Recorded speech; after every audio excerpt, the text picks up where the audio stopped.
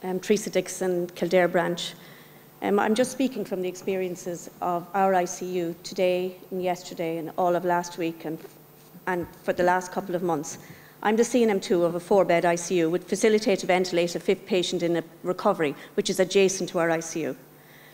Over the years, we've built up an excellent cohort of staff, and by statistics, we should have about 24 whole-time equivalents. That would be 1 nurse per ventilated patient.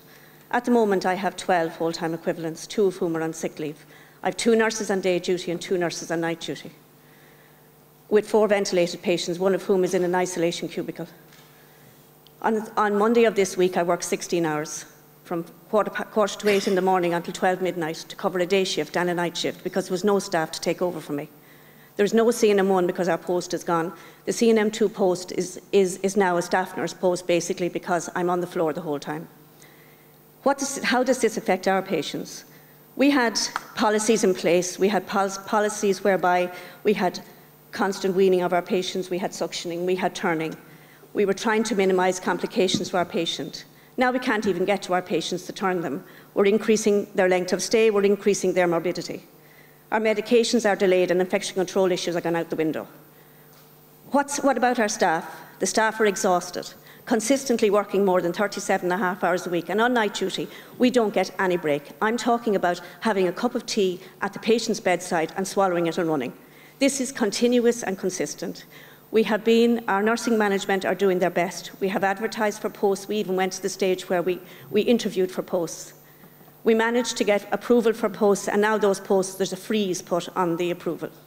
So now we're still, and today, last night I had no ICU staff on night duty, with 2 agency staff and 1 generalist nurse with 4 ventilated patients.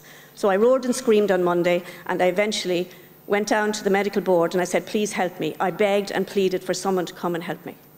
This is totally unacceptable. Unacceptable for me, unacceptable for our patients.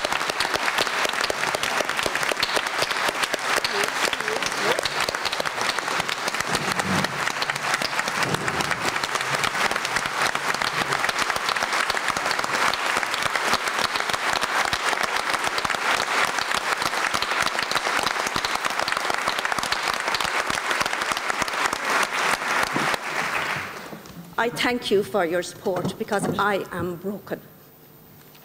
Sandra Morton, Operating Department Nurses Section. If we had 300 of us were on trolleys in this hotel, it would be a very interesting story for the papers tonight, wouldn't it? So why is it such an easy thing that we forget about the people who are lying on trolleys?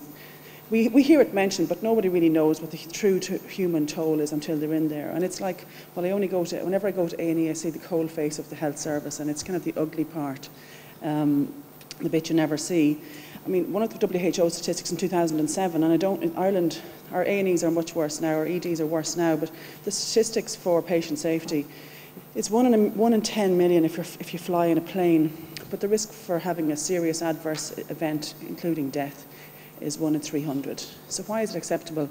We're talking about prosecuting people for their TV licence. By the time we prosecuted some hospital managers, I think. Teresa Dixon, Naas General Hospital and Kildare branch. To date, we have managed to keep the trolleys away from our wards. We had 1 trolley up, and we created such a fuss with management the following morning. We said we were walking out, and the trolley was removed. Nursing management in our hospital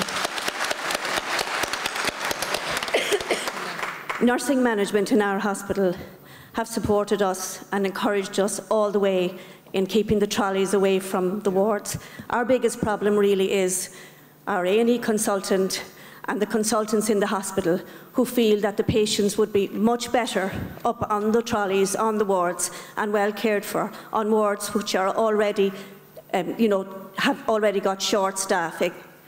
We have refused, and we've ignored it completely. We just completely ignore them, and together we have managed to keep the trolleys off the wards, and we're going to continue to do so. And if we have to walk out that door, we will walk out that door, the first trolley that goes up in the ward. Thank you.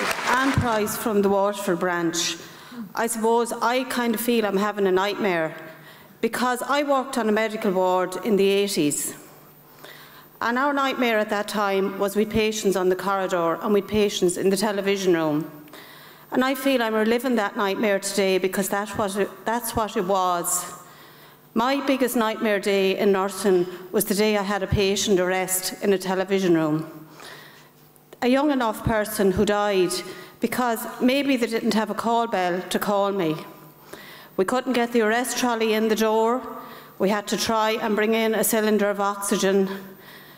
And I just, you know, I kind of feel I'm nearly traumatised listening to this today, having lived through it in the 80s, and we're gone back almost 30, nearly 40 years.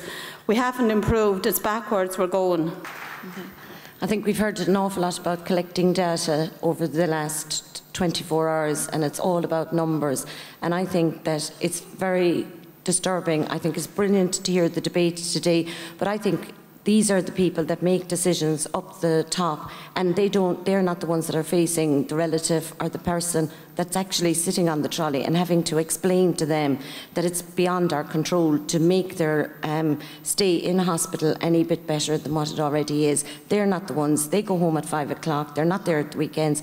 And it's those of us that are on the front line, that are going to work, that are in work now, that are going to work tonight, that are facing this tragedy. And it is a tragedy. Now I would ask you to stand up, show this conference, show the press here today, and let the Minister know what he can expect tomorrow when he comes to talk to us about figures and our trolley watch.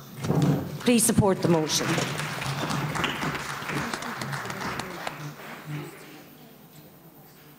Anybody against? Unanimous. Anybody brave enough?